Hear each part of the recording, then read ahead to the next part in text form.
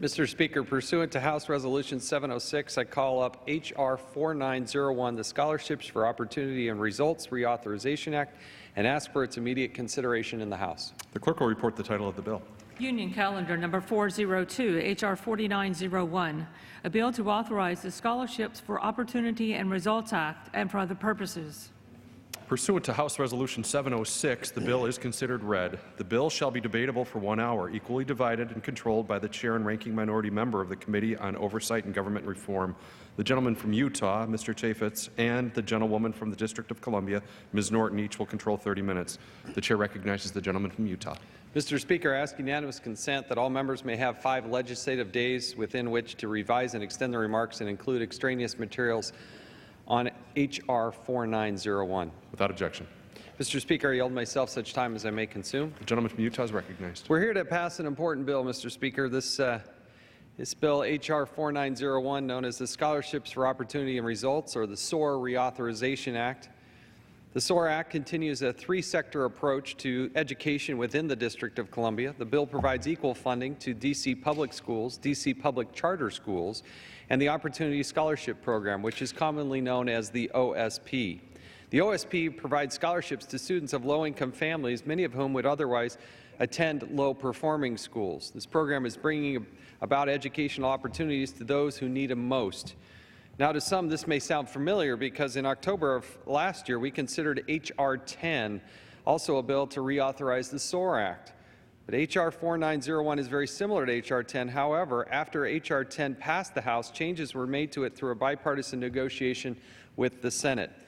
These changes actually strengthened the bill, and we're pleased to support this today. The new bill brings greater transparency and accountability to the OSP through increased reporting requirements.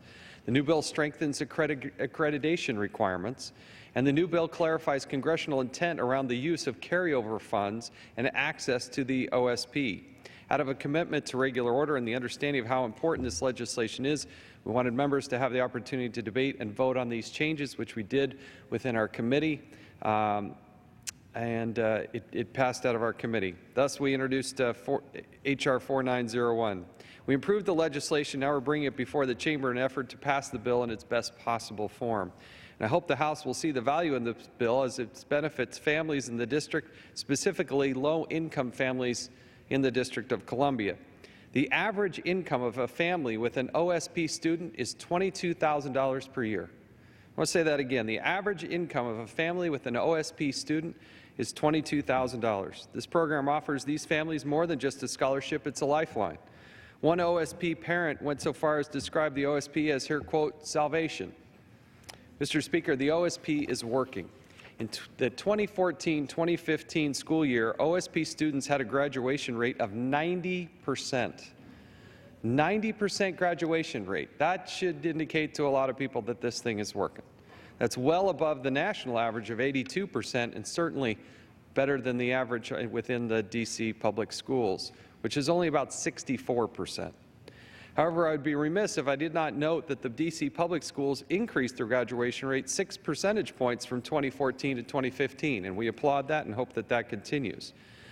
But that's in part because this 3-sector approach is actually working.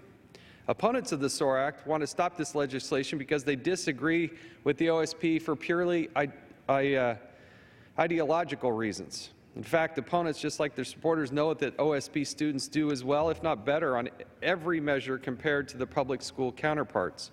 Opponents will likely even support allowing current OSP students to remain in the program until they finish high school. If the OSP is so bad, though, it makes no sense to allow children to remain in it.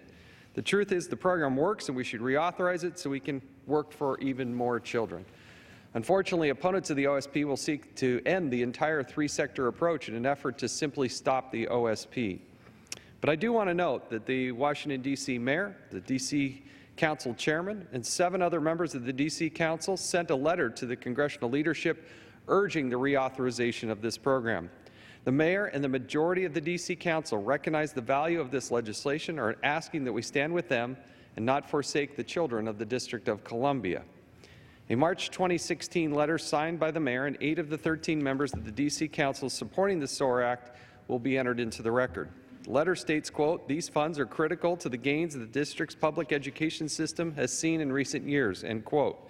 It goes on to note how important the SOAR Act has been in maintaining and recruiting quality teachers and principals. The district officials show strong support for this legislation, as does the Washington, D.C. community.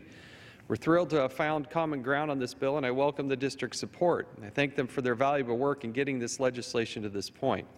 I'm also excited the SOAR Act has the support of the Washington Post, and I'll be inserting a record from a position they took on March 14th of 2016 to that effect.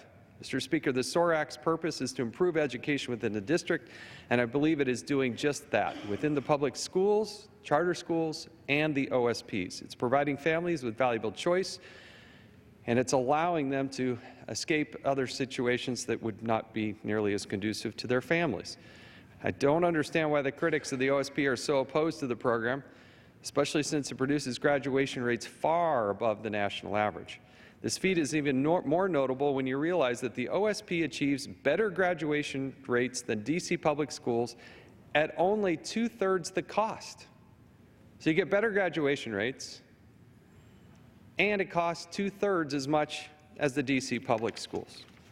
I recognize the importance of our public education system and the need for public school improvement. That's why the legislation also authorizes funds for public education.